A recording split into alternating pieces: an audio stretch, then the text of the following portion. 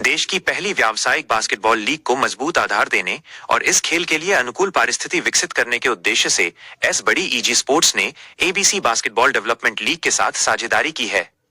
इस पहल के तहत Maharashtra basketball league का आयोजन 14 से 21 मार्च के दौरान पुणे के खराड़ी स्थित राजाराम भिकू पठारे स्टेडियम में किया जाएगा। इस लीग में लड़कों की 8 और लड़कियों की 5 टीमें हिस्सा लेंगी।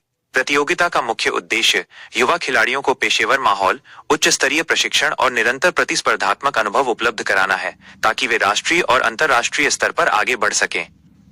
ये जानकारी एस बड़ी ईजी स्पोर्ट्स के स्ट्रैटेजिक हेड राहुल झा और एबीसी बास्केटबॉल डेवलपमेंट लीग के निदेशक व मुख्य कार्यकारी अधिकारी अनिरुद्ध पोले ने विमाननगर स्थित 4 पॉइंट्स शेराटन होटल में आयोजित पत्रकार परिषद में दी।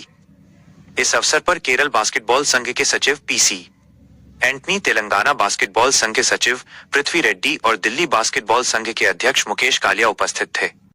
इथे ACG pharmaceutical technologies private limited त्यांनी एबीसी बास्केटबॉल डेव्हलपमेंट लीगला एक इन्व्हेस्टमेंट केलेली आहे। ज्या इन्व्हेस्टमेंटचं मेन उद्देश असा आहे की आपल्याला वेगवेगळ्या राज्यामध्ये अंडर 14 आणि अंडर 18च्या डेव्हलपमेंटल लीग्स, आपल्याला प्रोफेशनल लीग्स जे IPL फॉर्मॅटवर खेळल्या जाणार आहे ते आपल्याला डेव्हलप करायचे आहे।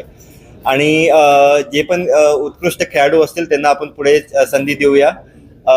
आणि सगळ्यात महत्त्वाचा याच्यात एक असा वाटा असणार आहे स्टेट असोसिएशनचा। आपण सुरू करतोय महाराष्ट्र लीग पासून। महाराष्ट्र लीग जी होणार आहे ती फेब्रुवारीच्या मध्यमध्ये होणार आहे।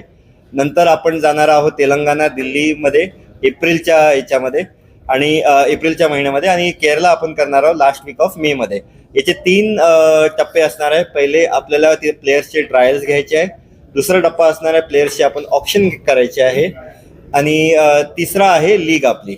तर इथे आम्हाला एक असं सांगू इच्छितो आम्ही की आम्हाला खूप अभिमान वाटतोय की आज एसीजी सारखी संस्था आमच्यासोबत, त्यांनी हातात आम्हाला म्हणजे काय म्हणतात आमच्यासोबत हात मिळवलेला आहे। आणि आम्ही खूप यावेळेस एक्साइटेड आहोत की आम्ही हे 4 राज्य आपण सुरू करतोय, आणि या वर्षी आम्हाला 8 राज्यामध्ये ही स्पर्धा करायची आहे, आणि 2027 पर्यंत आम्ही देशातल्या 20 राज्यामध्ये आपण ही स्पर्धा असेल। आणि ही जी असणार आहे ही वार्षिक स्पर्धा असणार आहे, आणि आम्ही महाराष्ट्राची पण अंडर 14 आणि अंडर 17 मे मध्ये घेणार आहोत।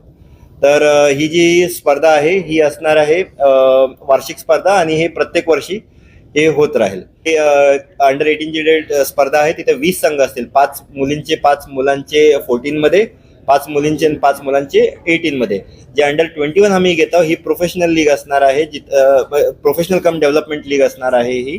आणि इथे स्पर्धकांना ऑप्शनचे त्यांना जे आर्थिक ज्या बिडिंगमध्ये ते त्यांच्यावर बिडिंग लागणार आहे ते त्यांना मिळेल। आणि दुसरी सगळ्यात महत्त्वाची गोष्ट म्हणजे इथे 8 टीमा आणि 5 टीमा असतील अंडर 21 ला, मुलींच्या 5 आणि मुलांच्या 8 असतील।